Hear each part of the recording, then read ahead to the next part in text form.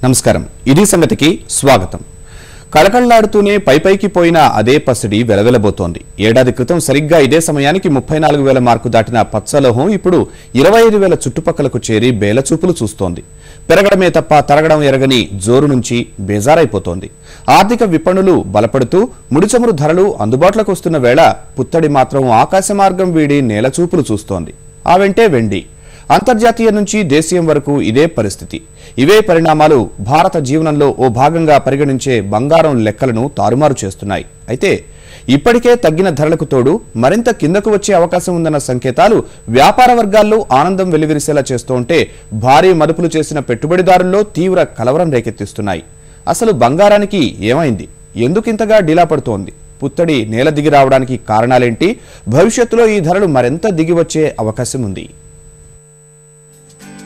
పాపం పసిడి ప్రస్తుతం బులియన్ మార్కెట్ తీరు చూస్తోన్న ప్రతి ఒక్కరి నోటి నుంచి వస్తోన్న మాట ఇదే ఏడాది క్రితం వరకు అలా అలా ఆకాశయానం చేసిన పచ్చలోహం దిగి వస్తోంది 35,000 రూపాయల దిశగా పరుగులు తీసిన 10 గ్రాముల బంగారం ధరలు స్వల్ప వ్యవధిలోనే 25,000 దిశగా దిగి వస్తోంది నెల రోజుల్లోనే పసిడి ధర 3,000 వరకు తగ్గింది అంతర్జాతీయ విపణి మార్పులకు అనుగుణంగా సర్దుబాటులో నడుస్తోంది అంతర్జాతీయంగా ఔన్స్ బంగారం ధర తగ్గడంతో మన దేశంలోనూ ధర ఊహించని విధంగా పడిపోయింది ఢిల్లీలో బంగారం ధర 3 ఏళ్ల కనిష్ట స్థాయికి పడిపోయింది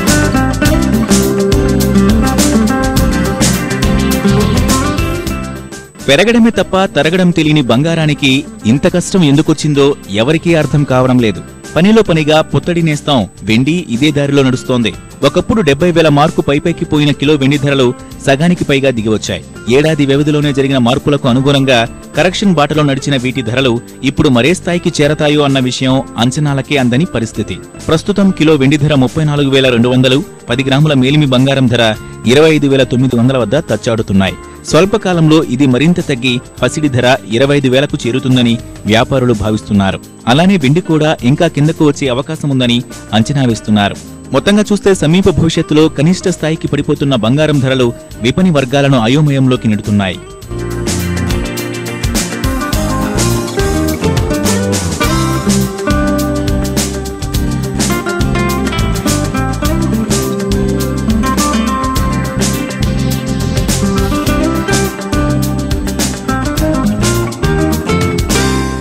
రానున్నదంతా పెళ్లిళ్లు పండగల సీజన్ కావడంతో దిగివస్తున్న పసిడి ధరలతో క్రమంగా దుకాణాలకు రద్దీ పెరుగుతోంది వచ్చిన అవకాశాన్ని సద్వినియోగం చేసుకోవాలని నెమ్మదిగా కొనుగోళ్లకు దిగుతున్నారు పసిడి ప్రియులు కానీ ఇదే సమయంలో ఇంకాస్త కిందకు వస్తే చూద్దామంటూ ఆశగా చూస్తున్న వారి సంఖ్యకు తక్కువేం లేదు అసలు ఉన్నట్టుండి పచ్చలోహం ధరలు ఎందుకింత దిగి వస్తున్నాయంటే అందుకు దేశీయ కారణాల కంటే పసిడి ధరల హెచ్చుతగ్గులను అంతర్జాతీయ పరిణామాలే ఎక్కువగా ప్రభావితం చేస్తున్నాయి ఫలితంగా డాలర్ బలాబలాలపైనే పుత్తడి ధరలు ఇప్పుడు సర్దుబాటు పట్టాయి కుదుపులకు లోనైన అమెరికా ఆర్థిక వ్యవస్థను తిరిగి గాడిన పెట్టేందుకు ఫెడరల్ రిజర్వ్ తీసుకున్న సంస్కరణల ఫలితంగా డాలర్ విలువ మెరుగుపడుతోంది కొన్ని నెలలుగా నిరాశాజనకంగా ఉన్న వడ్డీ రేట్లు పెంపు ఇతర సెంట్రల్ బ్యాంకుల ఉద్దీపనల దిశగా ఆలోచనలు ప్రపంచవ్యాప్తంగా బంగారాన్ని ఆకాశం నుంచి భూమి వైపు చూసేలా చేశాయి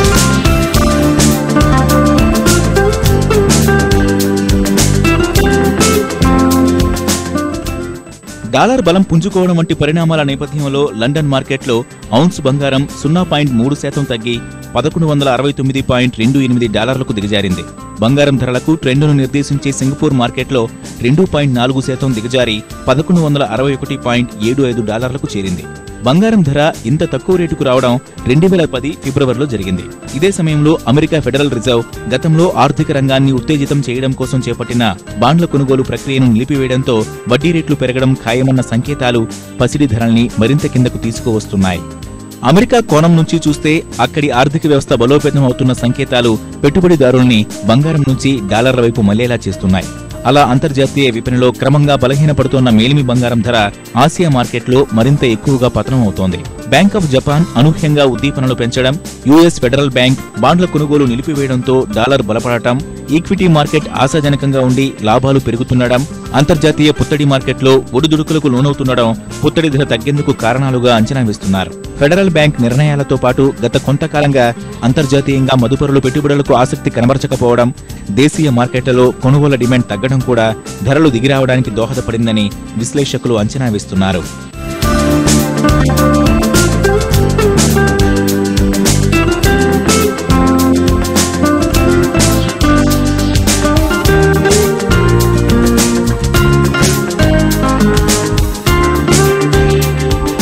మన దేశీయ పరిస్థితులకు వచ్చేసరికి ఇక్కడ పుత్తడి ధరని ప్రభావితం చేసే ప్రధాన అంశాల్లో డాలర్ మారకంతో రూపాయి విలువ ఒకటి. ఆ క్రమంలోనే కొన్ని నెలలుగా ప్రభుత్వం, రిజర్వ్ బ్యాంక్ సంస్కరణలతో డాలర్తో రూపాయి విలువ స్థిరంగా కొనసాగడంతో పుత్తడి ధరలు దిగివస్తున్నాయి. రూపాయి ఇలాగే కొనసాగితే 10 గ్రాముల బంగారం ధర 24,500 రూపాయలకు తగ్గుతుందని మార్కెట్ నిపుణులు అంచనా వేస్తున్నారు. ఇదేగాక అంతర్జాతీయ విపణిలో ముడిచమురు ధరలు తగ్గడం వల్ల భారత్ కరెంటు లోటులో చెల్లింపుల భారం దిగి వస్తోంది. ఈ పరంగా చూస్తే కరెంటు లోటు భారాన్ని తగ్గించేందుకు గత ప్రభుత్వాలు బంగారంపై విధించిన దిగుమతుల సుంకంపై సడలింపు నిర్ణయం తీసుకుంటే పుత్తడి ధరలు మరింత తగ్గే అవకాశం ఉంది. అయితే వచ్చే బడ్జెట్లో పుత్తడి దిగుమతులపై కేంద్ర ప్రభుత్వం అనుకూలంగా నిర్ణయం తీసుకునే అవకాశం ఉందని మార్కెట్ నిపుణులు అంచనా వేస్తున్నారు. ప్రధానంగా చూస్తే కనుక హైయర్ లెవెల్ నుంచి కరెక్ట్ అయినప్పటికీ కూడా ఓవరాల్గా దీనిపైన ఉన్నటువంటి ఇంపోర్ట్ డ్యూటీ కారణంగా మన మార్కెట్లో అంతగా ఫాల్ రాలేదు. అయితే లాస్ట్ 4-5 సెషన్స్ నుంచి జరిగినది, అదేవిధంగా ఆఫ్టర్ న్యూ గవర్నమెంట్ మనం చూస్తే కనుక రూపీ అనేది కొంత వీక్ కావడం అనేది మనం ఒక లెవెల్లో అంటే అరౌండ్ 59 to 60 మధ్యలో స్టేబుల్ అయిందని చెప్పాలి. ఆ రేంజ్లోనే ఉంటుంది. కాబట్టి ఇక్కడి నుంచి పడేటువంటి ఇంటర్నేషనల్ మార్కెట్లో పడేటువంటి గోల్డ్కి కంపారిటివ్గా మన మార్కెట్లో కూడా అదే విధంగా రెస్పాండ్ అయ్యే అవకాశాలు ఎక్కువగా ఉన్నాయి. కాబట్టి ఇప్పుడున్న మార్కెట్లో ఇంటర్నేషనల్ మార్కెట్లో కానీ చూస్తే కనుక 1175 లెవెల్ అనేది కూడా బ్రేక్ అయ్యే ఛాన్సెస్ ఎక్కువగా కనిపిస్తుంది అనమాట. స్టాక్ మార్కెట్ల లాభాలు బంగారం ధరలు దిగిరావడానికి దోహదం చేస్తున్నాయి. షేర్ మార్కెట్ మీద భద్రతా భావం పెరగడంతో పెట్టుబడులు అటువైపు మళ్లీ బంగారం విలువ పతనమవుతూ వస్తోంది. ఇటీవల దేశంలో మారిన ప్రభుత్వం, జరుగుతున్న పరిణామాలతో సెన్సెక్స్ 28,000 పాయింట్లను తాకడం, బాంబే స్టాక్ ఎక్స్చేంజిలో లిస్టెడ్ సంస్థల విలువ 100 లక్షల కోట్లకు చేరువ కావడం వంటి అంశాలు అక్కడి జోరును తెలియజేస్తున్నాయి. ఇలా ప్రస్తుతం మార్కెట్లో కొనసాగుతున్న సానుకూల పవనాలతో షేర్లలో పెట్టుబడులు పుత్తడి పతనానికి దోహదం చేస్తున్నాయి. ఇలా అంతర్జాతీయ, దేశీయ పరిస్థితులు సానుకూలంగానే కొనసాగితే మరింత క్షీణించే అవకాశాలు కనిపిస్తున్నాయి. దిగుమతి సుంకం కారణంగా దేశీయంగా కొంత తేడా ఉన్నప్పటికీ మొత్తం మీద చూస్తే పసిడి ధర ఆకాశం నుంచి దిగి వచ్చే పరిస్థితులే ఎక్కువగా కనిపిస్తున్నాయి. బంగారం కంటే డాలర్ పైన ఈక్విటీ మార్కెట్లో పెట్టుబడులు ఆసక్తికరంగా ఉండటం, రిటర్న్లు ఎక్కువగా వస్తుండడం కూడా కారణంగా విశ్లేషకులు భావిస్తున్నారు. అది మన దేశంలో, చైనాలో అలా కొన్ని దేశాల్లో ఉన్న డిమాండ్ గణనీయంగా తగ్గలేదు. సెంట్రల్ బ్యాంక్ నుంచి వచ్చే డిమాండ్ గణనీయంగా తగ్గలేదు. సో మెయిన్గా బాగా గత 10 సంవత్సరాలుగా బాగా పెరిగిన మదుపుదారులు బంగారంలో పెట్టిన ఈటీఎఫ్ ఫండ్స్లో అమ్మకాలు ఎక్కువ అవటం వల్ల బంగారం రేట్లు బాగా తగ్గాయి.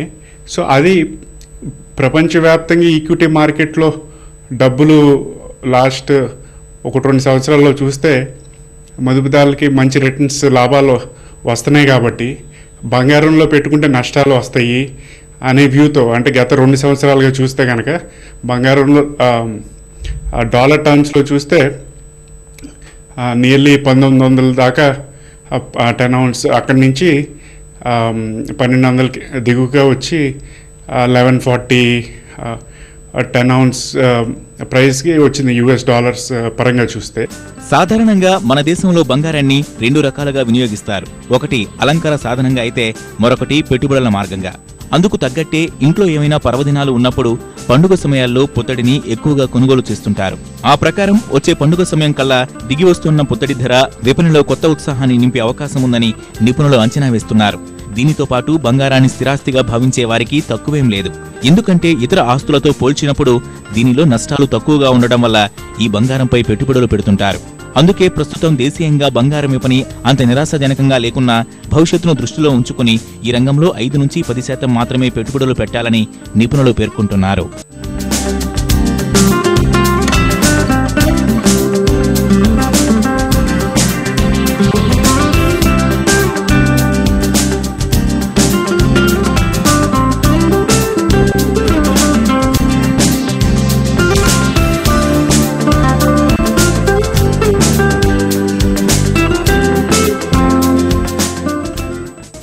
ఇక వెండి పుత్తడితో పోల్చితే భిన్నమైన ఉపయోగాలున్న రజతం పరిస్థితి ఇలానే నిరాశజనకంగా కనిపిస్తోంది.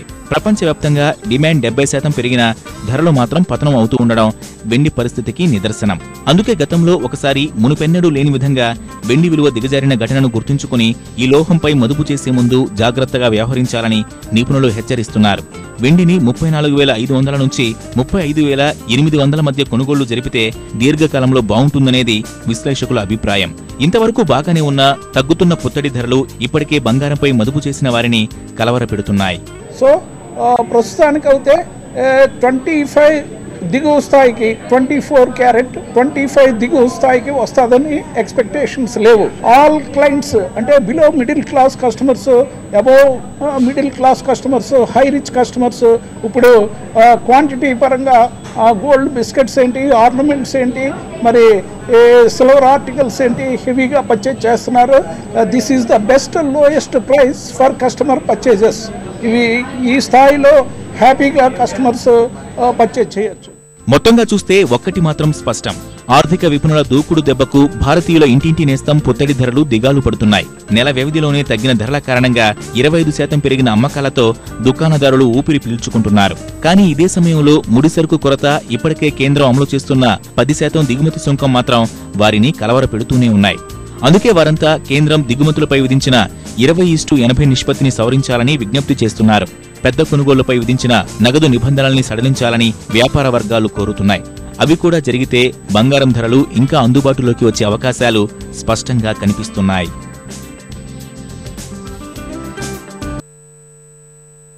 పచ్చదనాన్ని ప్రేమించాలి, కాలుష్యాన్ని కరిగించాలి, జనావాసాలను కాపాడుకోవాలి.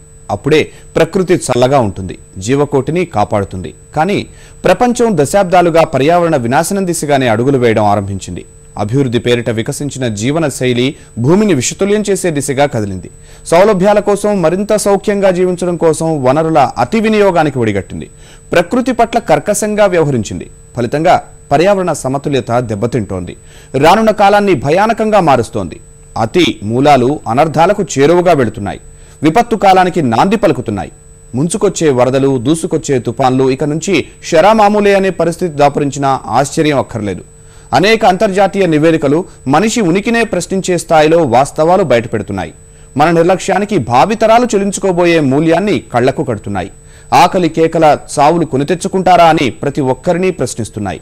జీవనశైలి విషపోకడలు ఇలాగే కొనసాగితే ప్రకృతి వికృత రూపం ఎంత భయంకరంగా ఉంటుందో సాక్షాత్కరిస్తున్నాయి. పర్యావరణ హితం మన మతం అనే దిశగా జీవించకపోతే ప్రకృతి ప్రళయాగ్నిని చల్లార్చడం కష్టమని తేల్చి చెబుతున్నాయి.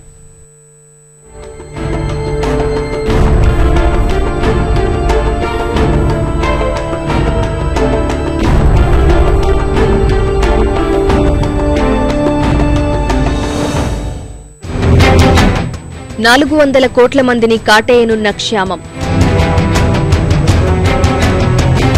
ఆసియా ఖండాన్ని కమ్మేయనున్న పేదరికం, పొంచి ఉన్న మహా ఉత్పాతం, బయటపడేందుకు చివరి అవకాశం. ఖచ్చితమైన ప్రమాణాలు పాటించకపోతే తప్పని పెను ముప్పు.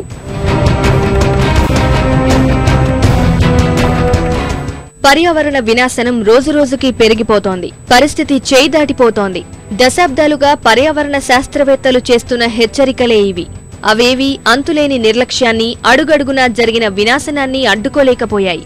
నాగరికత పేరున గడిచిన 8 లక్షల సంవత్సరాల్లో ఎన్నడూ లేనంత విధ్వంసం జరుగుతున్నా అడ్డుకట్ట వేయలేకపోయాయి. ఫలితంగా రానున్న రోజులు కరవు కోరల్లో చిక్కుకోనున్నాయి. తాగే నీరు నుంచి తినే తిండి, పీల్చే గాలి సర్వం కలుషితం కానున్నాయి.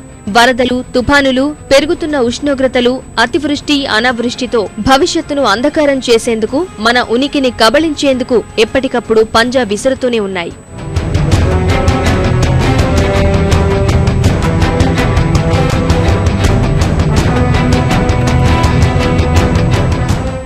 ఇసుక తిన్నెలతో ముంచేస్తున్న ఎడారీకరణ, కరవు కాటకాలు సృష్టిస్తున్న ఎల్నినో తీవ్రత, మొన్నటి ఉత్తరాఖండ్ వరదలు, నిన్నటి హుద్హుద్ విలయ తాండవం, ఇలా ఎప్పుడు ఏ విలయం విరుచుకుపడుతుందో చెప్పలేని పరిస్థితి. ఫలితంగా పంటలు ఎండిపోవడం, లేక కొట్టుకుపోవడం, వేలు లక్షల హెక్టార్లలో నష్టాలు సంభవించడం చూస్తూనే ఉన్నాం.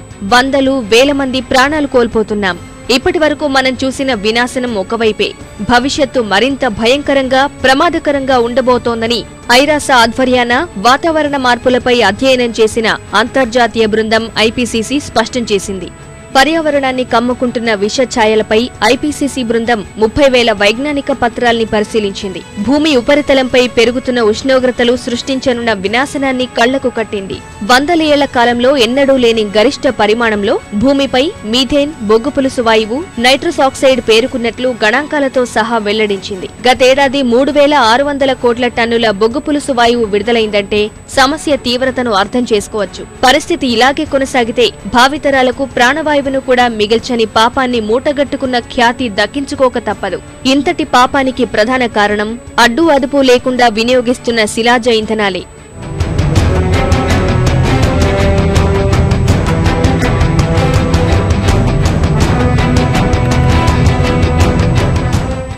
అంతకంతకు పెరిగిపోతున్న పారిశ్రామికీకరణ, భారీ ఎత్తున బొగ్గు నిల్వల్ని, చమురు నిక్షేపాల్ని వినియోగిస్తూ భూతాపాన్ని విపరీతంగా పెంచేస్తోంది. గడిచిన 2 దశాబ్దాల కాలంలో భూమండల ఉష్ణోగ్రత 3 డిగ్రీలు పెరిగింది. ఈ దుష్పరిణామంతో 74 కోట్ల ఎకరాల అటవీ ప్రాంతం నాశనమైంది. భూతాపం ఇలా పెరిగిపోవడం అనేక సంక్షోభాలకు దారితీస్తోంది. కాలుష్యం, సాంక్రమిక వ్యాధులు, ఆహార సంక్షోభాలను సృష్టిస్తోంది. ఈ పరిణామాలు పేద దేశాల్లో ఏటా 1,50,000 మంది ఉసురు తీస్తుండగా జీవరాశుల అంతర్ధానానికి కారణమవుతున్నాయి. అమెరికాపై విరుచుకుపడుతున్న ఉత్పాతాలకు పెరుగుతున్న భూతాపమే కారణమని ఇటీవల అధ్యక్షుడు ఒబామా సైతం అంగీకరించారు. ఇంతకాలం పారిశ్రామిక రాజ్యాలు తెగబడి చేసిన ప్రకృతి వినాశనం, విపరీత పరిణామాల్ని ఇప్పుడు వారు కూడా అనుభవించాల్సి వస్తోంది.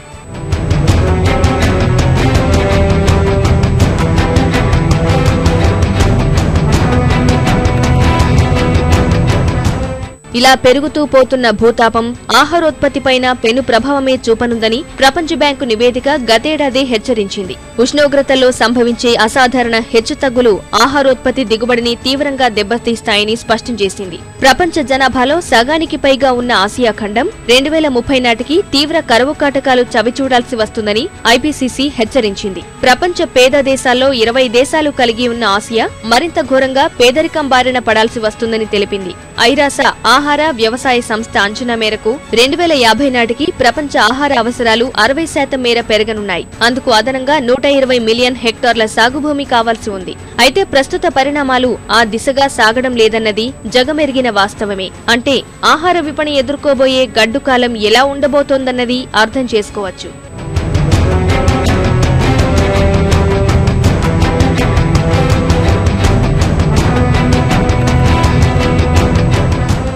మన దేశంలోనే చూస్తే వ్యవసాయంపై ఆధారపడిన జనాభా 60% పైనే ఉన్నారు. ఇప్పటికున్న సమస్యలకే ఏటా 12,000 మంది రైతులు బలవన్మరణాలకు పాల్పడుతున్నారు.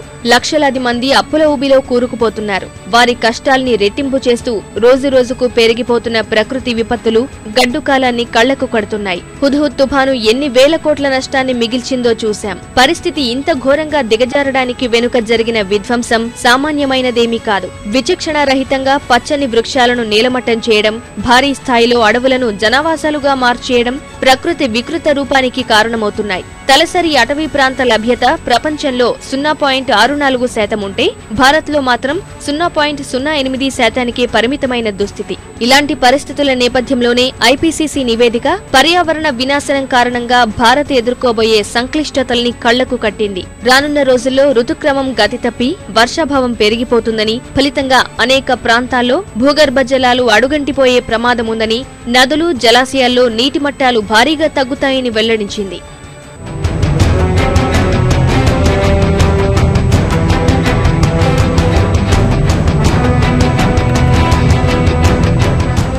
అండమాన్ దగ్గరున్న పగడపు దీవుల్లో భారీ స్థాయిలో రసాయన వ్యర్థాలు పేరుకుపోతాయని తెలిపింది. 34 నుంచి 39% అటవీ భూములు అంతరించే ప్రమాదం ముందు నిలుస్తాయని, పంట నష్టాలు అధికంగా పెరుగుతాయని హెచ్చరించింది. గంగా మైదానాలు, ఇండోర్, హైదరాబాద్, ధార్వాడ ప్రాంతాల్లో ఖరీఫ్ ధాన్యం దిగుబడులు 2020 నాటికి 7%, 2050 నాటికి 11%, 2080 నాటికి 32% మేర తగ్గిపోతాయని వివరించింది. ముఖ్యంగా గంగా పరివాహకంలో 50% ధాన్యం దిగుబడి తగ్గిపోతుందని, పెరుగుతున్న ఉష్ణోగ్రతలే ఈ తీవ్ర పరిస్థితులకు కారణమవుతాయని స్పష్టం చేసింది. భారత్ అనే కాదు, ప్రపంచవ్యాప్తంగా అనేక దేశాలు ఆర్థికంగా భారీ నష్టాన్ని మూటగట్టుకోనున్నాయని ఐపీసీసీ తేల్చి చెప్పింది.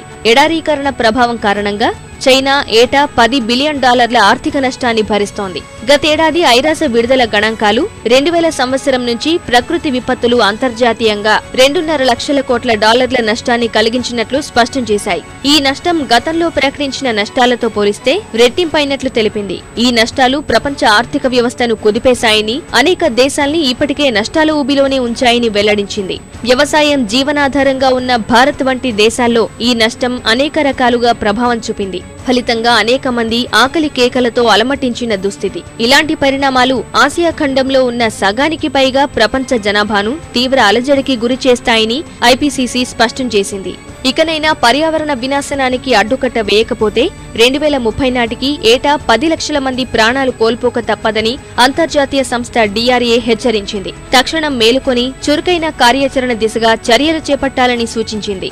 మహా ఉత్పాతం బారి నుంచి యావత్ విశ్వాన్ని కాపాడటానికి మిగిలిన చివరి అవకాశమని తెలిపింది. 2050 నాటికి 40 నుంచి 70% మేర బొగ్గు పులుసు వాయువుల విడుదలను తగ్గించకపోతే 21వ శతాబ్దం చివరి నాటికి తలెత్తే దుష్పరిణామాలను అడ్డుకోవడం ఎవరి తరం కాదని, ఆ వినాశనం నుంచి ఏ ఒక్కరూ తప్పించుకోలేరని హెచ్చరించింది.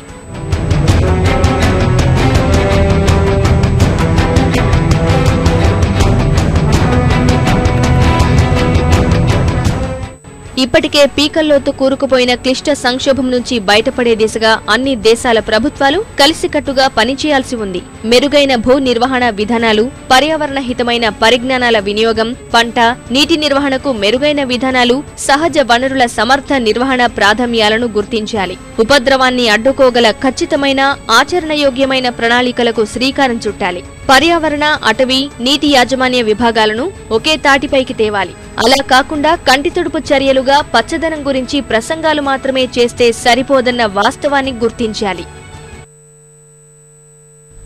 మరిన్ని విభిన్న అంశాలతో మరో ఇది సంగతిలో కలుసుకుందాం. నమస్కారం.